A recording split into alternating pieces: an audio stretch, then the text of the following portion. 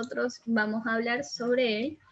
Y vamos a empezar con esto. Ya me dice que yo seleccione las reivindicaciones alcanzadas por el personaje.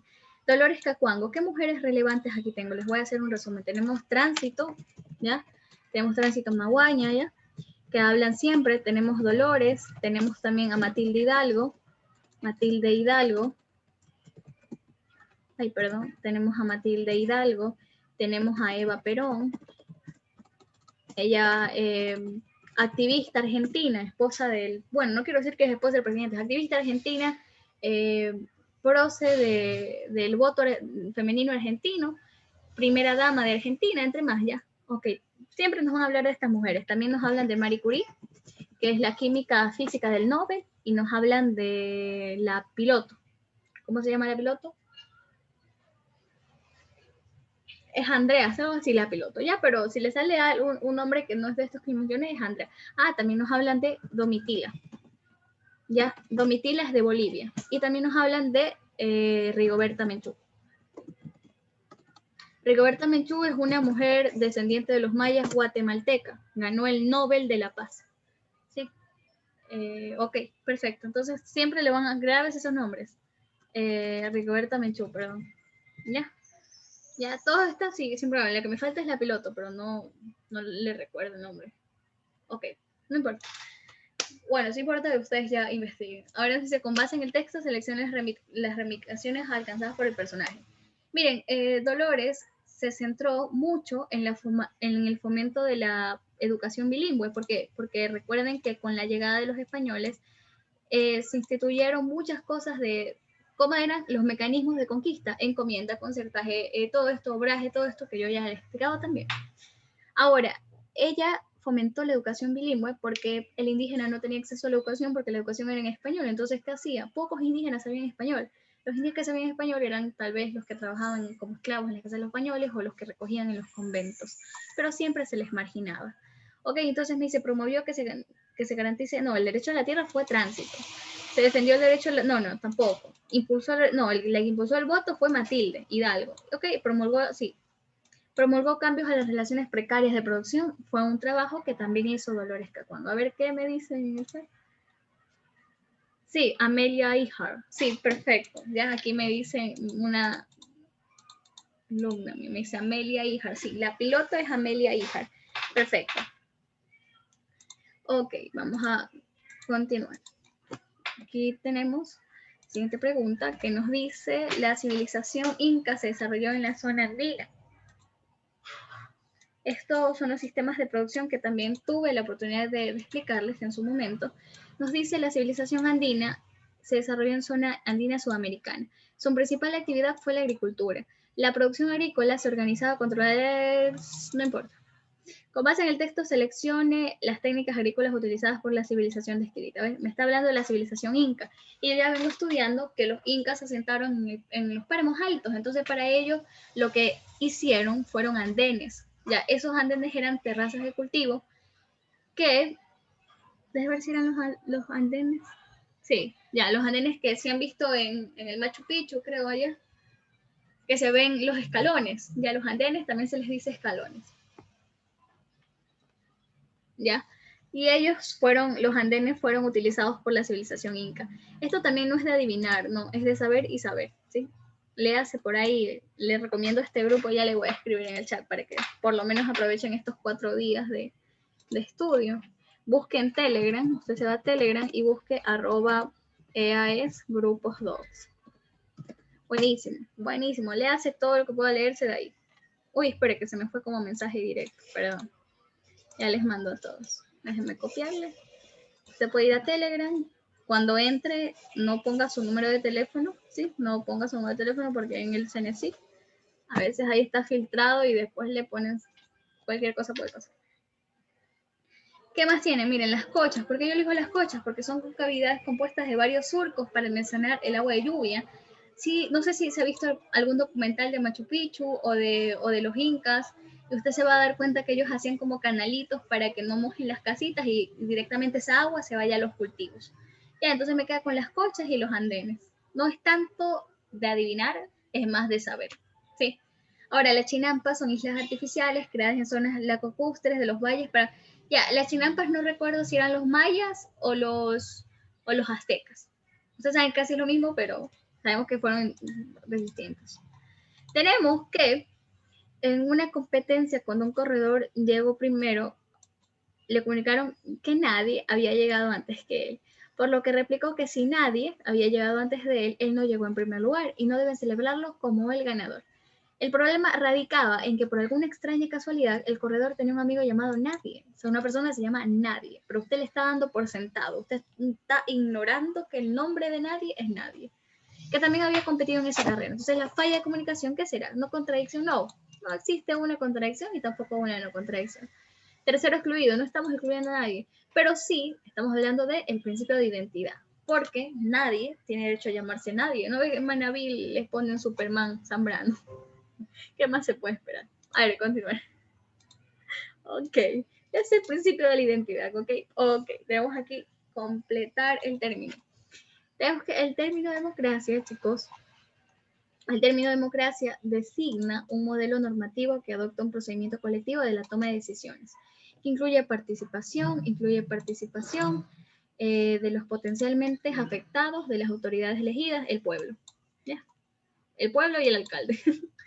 Se puede considerar, por tanto, que este tipo de democracia significa una ventaja para la sociedad con respecto a otros tipos, ya que su propuesta fundamental es, ya, una democracia directa no.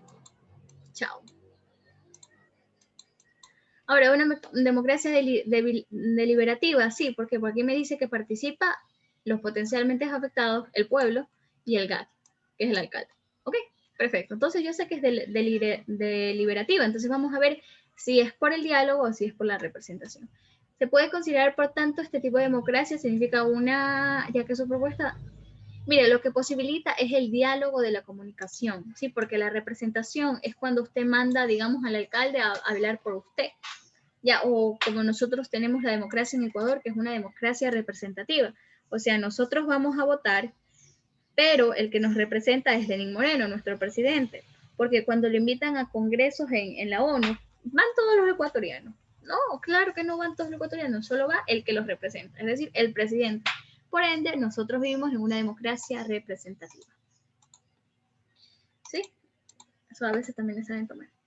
Ok, vamos aquí a hablar de la generación de derechos. Por favor, a los chicos que yo les estoy enseñando, ellos ya tienen muy claro qué es la generación de derechos, cómo nosotros le diferenciamos, pero ustedes también, se han estudiado, claro que lo saben.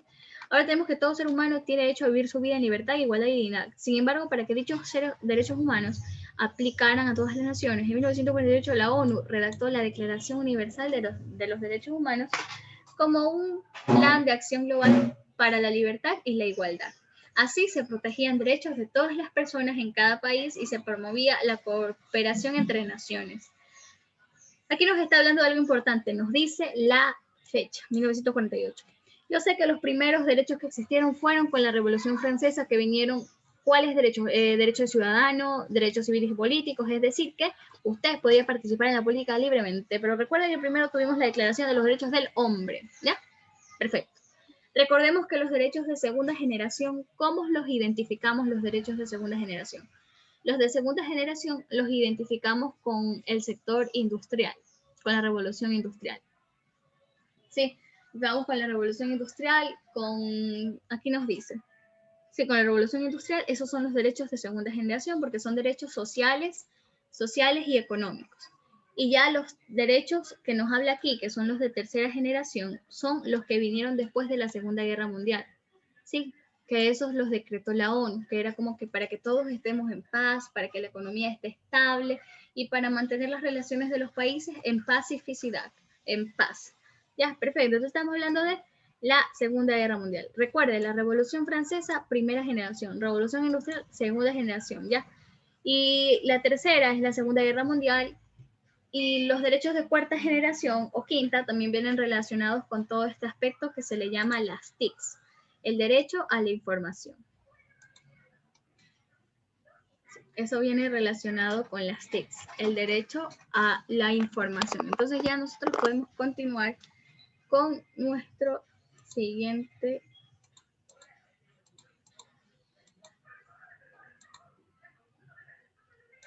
Nosotros podemos continuar con nuestro siguiente. Ya, chicos, entonces a ver aquí. Ya, voy a mostrar. Aquí les enseño. Entonces nosotros tenemos lo siguiente. Tenemos que la herencia colonial en la costa. Aquí tenemos la herencia colonial en la costa. Un audio. Listo, perfecto. Tenemos que la plantación colonial fue un espacio de terreno en el que se aplicó el monocultivo. ¿Ya? Lo producido se destinaba enteramente a la exportación sin atender las exigencias del mercado interno. Debido a la gran cantidad de demanda, la mano de obra era sobreexplotada, llegando incluso a disminuir drásticamente su población. Estas plantaciones se utilizaron sobre todo en zonas de clima cálido de fácil acceso a los puertos, como es el caso de las provincias de Imbabura y Guayas. Ya, les quiero explicar la herencia colonial en la costa. ¿Por qué hablamos de la plata en la costa? Porque con el boom cacautero hubo más plata en la costa que en la sierra. Entonces todas las personas de la sierra migraron hacia la costa. Y de ahí sale la obra literaria que se llama Vía a la Costa, ¿ya? Que eso también a veces toma en el lenguaje. En fin, les quiero comentar que debido a que había el boom cacotero, entonces toda la gente necesitaba trabajar mucho, ganaban dinero, necesitaban más gente. Entonces, los empresarios decían, la aristocracia, los oligárquicos decían, chuta, pero tenemos que ganar mucho más dinero. ¿Y cómo ganamos más dinero si no le pagamos a los empleados? Entonces ellos empezaron ¿a qué? A traer esclavos. Trajeron esclavos. Entonces nosotros tenemos que, nuestra respuesta aquí va a ser dos. ¿Ya?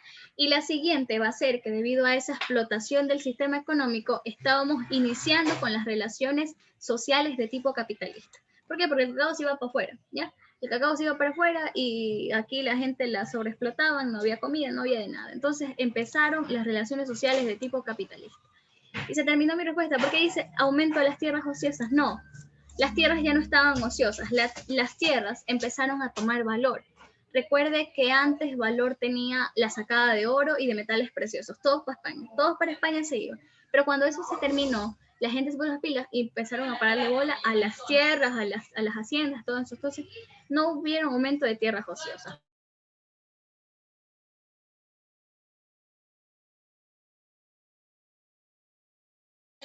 Listo, nosotros aquí ya, ¿lista esta pregunta? Perfecto. Ya, todos estos detalles que a veces les explico les pueden servir para siguientes preguntas que a ustedes les salgan. ¿Ya? Vamos a continuar hoy. Aquí tenemos sobre las civilizaciones nativas de América. Tenemos que las civilizaciones nativas de América, bueno, ya hablamos de los métodos de cultivo. Influencias de la cultura occidental. Esta es súper fácil, esta la sabemos desde la escuela. Me dice que la cultura occidental es un proceso histórico-cultural que recibió influencia de la civilización. Escúchame, la civilización. Nosotros estamos basados en Grecia, la cual sentó las bases del pensamiento racional al buscar una definición del mundo que los rodeaba, sin la intervención de una explicación religiosa o divina. Romana no. Recuerde que en Roma era full mitología. Adicionalmente, ha legado a Occidente el haber sido un imperio donde se reconoció la importancia del pueblo. ¿Qué es eso? Democracia. Mi respuesta es griega y democracia. Facilito, eso es la escuela de ciudadanía. Si usted ha estudiado en escuelas fiscales, fiscales o preste el libro, descárguese en PDF en internet, el libro de ciudadanía de tercero de bachillerato, bueno, de segundo, y el de historia de primero de bachillerato también, ¿ya? Eso le va a servir muchísimo.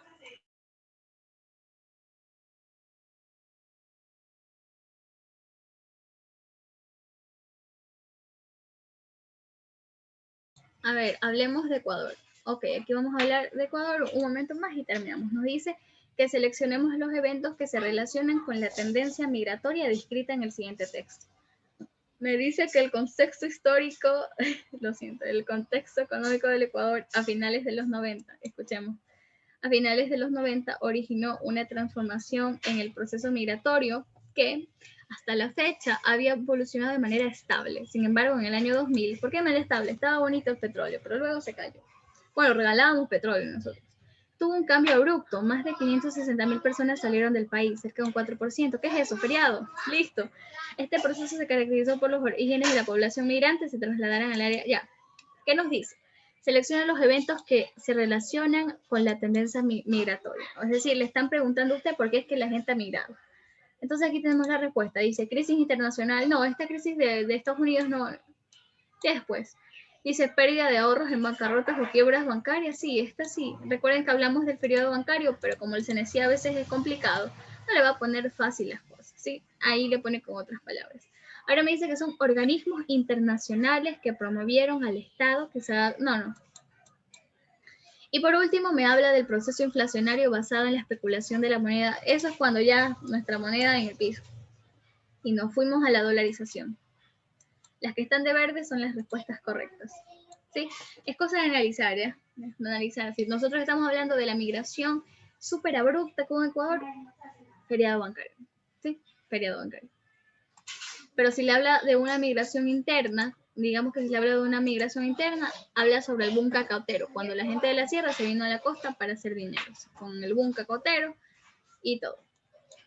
Okay, acá tenemos otro, nos dice, durante la época colonial existió una de las escuelas de arte más representativas de América, conocida como la Escuela Quiteña, que estaba dirigida por, la Escuela Quiteña en ese momento estaba dirigida por la Iglesia Católica, porque recuerde que si nosotros nos remontamos al arte ecuatoriano, al arte barroco ecuatoriano, si es que existen todavía, nosotros vemos incluso obras de personas indígenas, pero imagínense que las obras de las personas indígenas estaban pintando a Jesús, digamos, a Jesús, a los católicos, al cristianismo, a la Virgen María, cuando esas creencias no eran las que ellos tenían.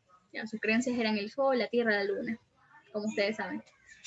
Pero igual esa pintura de barroco ecuatoriano tenía ciertas características del arte indígena, como ustedes ven que está un poco asesinado con, pero bueno, eso salirme del tema. Vamos, la Real Audiencia no. Vaya, no hay relevancia, sí, no tiene poder político. El político era de la Iglesia Católica, que ella poseía los feudos. ¿Qué significan los feudos? Todos los pedazos de tierra, ¿ya? A veces que la corona tampoco, ¿ya? Entonces, porque estamos hablando de la escuela quiteña, quien a través de sus obras y de la educación superior, la cual administraba, logró controlar ideológicamente a la población. Esta es la clave. Logró controlar ideológicamente a la población, le cambió la mentalidad, la ideología. ¿De qué manera? De creando escuelas, universidades. Ese es el ejemplo de la escuela quiteña que se creó para irle cambiando el pensamiento a las personas nativas de América. ¿Ya? Perfecto, a los americanos. Y tenemos otra también que nos habla de la igualdad natural. Ya, nos habla sobre la igualdad natural. Nos dice que la igualdad natural es un concepto que hace referencia a que las personas tienen los mismos derechos, ya que son seres humanos y como tales son partícipes de una sociedad en igualdad de condiciones. Por lo tanto, es el principio generador de los derechos. Ya, yo sé que el principio de igualdad es lo que genera los derechos. Todos somos iguales. Pero la pregunta que me hace es, con base en el texto, son casos históricos en los que se vulneró este principio. Me dice, todos estos casos se vulneró este principio de igualdad, menos, recuerde el excepto que es muy importante, me dice menos, o sea, el ejemplo en el que no se hayan vulnerado los derechos. Y yo voy a elegir este. Mire, los lineamientos establecidos en Ecuador desde el 2008 con respecto al derecho del voto de personas presas de la libertad, porque eso no está infligiendo el derecho de igualdad. Pero si nosotros hablamos las circunstancias de los afrodescendientes respecto al derecho al voto, eso sí es una falta al principio de igualdad. Ahora me dice las circunstancias para ejercer el sufragio en Ecuador hasta las luchas de Matilde Hidalgo. También es una circunstancia en donde se vulneró ese derecho porque las mujeres no podían ser iguales a los hombres. Y los mismos que pasó con Eva Duarte, que ella también estuvo gestionando esas iniciativas para el derecho al voto en Argentina, como les expliqué en un principio. Perfecto, entonces mi respuesta va a ser esta última, que en la Constitución del 2008 dijeron, o sea, quedaron que los presos, los PPL, podían tener derecho al voto. ¿Ya? Cumpliendo el principio de la igualdad. Entonces tenemos también, ya para culminar, hemos quedado con 9 preguntas ya sociales, hechos culturales de la modernidad. Vamos a ver qué pasa aquí, vamos a ver si se recuerdan qué época histórica es esta. Me dice que a final del siglo XIV surgió un amplio movimiento cultural en Europa como consecuencia del reencuentro con los textos clásicos. El reencuentro con los textos clásicos, ¿cómo se llama? Renacimiento. Estamos hablando del Renacimiento, ¿sí? De esa manera nosotros lo identificamos. Estamos hablando del Renacimiento. Ok, vamos a continuar. Dice, de la cultura griega, debido a la migración de sabios que huían de la invasión turca en Constantinopla, la que terminaría por instaurar una nueva forma de entender el mundo, la iluminación. Selecciona los aportes relacionados con el movimiento referido. Me dice el surgimiento de la universidad. No, las universidades han existido durante toda la vida, incluso antes del Renacimiento. Pero eran universidades, por ejemplo, tenemos la patrística, que era solamente estudiaban temas de filosofía respecto a Dios, y la escolástica, que ya estudiaba temas de filosofía respecto a Dios, pero con lógica. ¿Ya? Eso también le va a ayudar en el examen por si le sale. Tenemos el giro hacia el antropocentrismo. Claro que es esto, porque recuerde que la primera característica del Renacimiento es que dejamos de ser teocéntricos, es decir, de que Dios estaba en el centro de la sociedad y pasó el ser humano a ser el centro de la sociedad con el arte, la música, la ciencia, con la investigación y la filosofía. Ya, ese es el Renacimiento. Fin. Y se surgimiento de la universidad, incorrecto. La Declaración de los Derechos Humanos, no, eso viene con la Revolución Francesa. ¿Se la fundación de la anatomía moderna? Claro que sí. ¿Se ha visto ese hombre y esa mujer, esos dibujos así de Da Vinci? Creo que los mandaron a la luna. Ya, todos esos eran estudios de anatomía moderna. Sí, empezamos con, después de eso, ya venimos con la genética, ¿sí? Con el neodarwinismo, que habla como cosas del genoma y todo eso. En fin, recordemos que nos caracteriza al Renacimiento esto del giro hacia el antropocentrismo, es decir, hacia el ser humano, y también la fundación de la anatomía moderna, porque en el Renacimiento nosotros intentamos conocernos más a nosotros mismos para llegar a la verdad. Luego tenemos respuesta que nos dice, relacione las civilizaciones antiguas con sus aportes a la humanidad. Ya, a ver. Vamos a ver, con sus aportes a la humanidad, civilización china. Mire, la civilización china fueron los primeros en utilizar la invención del papel moneda y también el de la brújula. Y aquí nos ponen primeros en confeccionar telas de algodón. Y usted como siempre escucha que China es el de la tela bonita, la tela de... ¿Cómo es la tela china? De la seda. Usted dice, ah, es seda. Es China. No, porque mire, China trabajó con el gusano de seda, sí, pero estamos hablando que India fue el primero en confeccionar telas de algodón, ¿sí? Y recuerde que India tuvo grandes matemáticos y por ello ellos inventaron la elaboración del sistema decimal. Recuerden, mire, China primero es en utilizar el papel moneda. Recuerda que China tiene la tinta china, tiene los papeles, tiene cosas muy bonitas respecto a la escritura. Y también la invención de la brújula. Recuerda que primero hacían algo con bambú y lo ponían un pescado con bambú, algo así. Y luego tenían la India. Recuerda que en India hay muchos matemáticos. Entonces, obviamente, ellos van a elaborar el sistema decimal. Y por último, tenemos que los primeros en confeccionar fueron India respecto a las telas de algodón. Y nosotros hemos terminado nuestro pilotaje del día de hoy. Y para mis estudiantes, hemos terminado con nuestro curso este día de hoy. Entonces agradezco de antemano y les deseo mucha suerte porque quedan 4 días y ya tienen que dar el simulador. Y espero que les haya servido un poco este resumen. Como les dije, el conocimiento hay que trabajarlo, hay que, como si fuera una plastilina, darle vuelta, darle forma, darle entendimiento. Y llegaremos a un fin muy grande.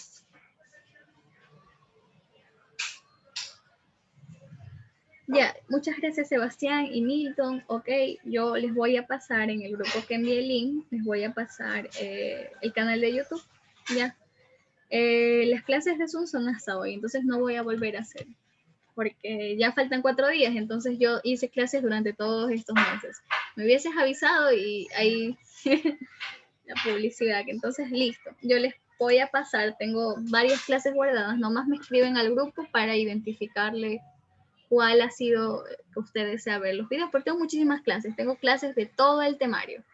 Todo el temario yo lo enseñé en 3 semanas. Entonces, sí, pero no te preocupes, si estás interesado me puedes escribir en el chat, soy como Clewi y listo, me puedes encontrar. A ver, a Katherine y a Leovana, muchísimas gracias por habernos acompañado hasta aquí lo último y les deseo mucha suerte en el examen y también, bueno, más que suerte, mucha fe. Grábese en la mente. Si usted se eleva esa autoestima hasta el espacio, créame que le va bien. Sí, créame. Entonces, listo. Con eso nosotros ya terminamos. Y vean este gatito.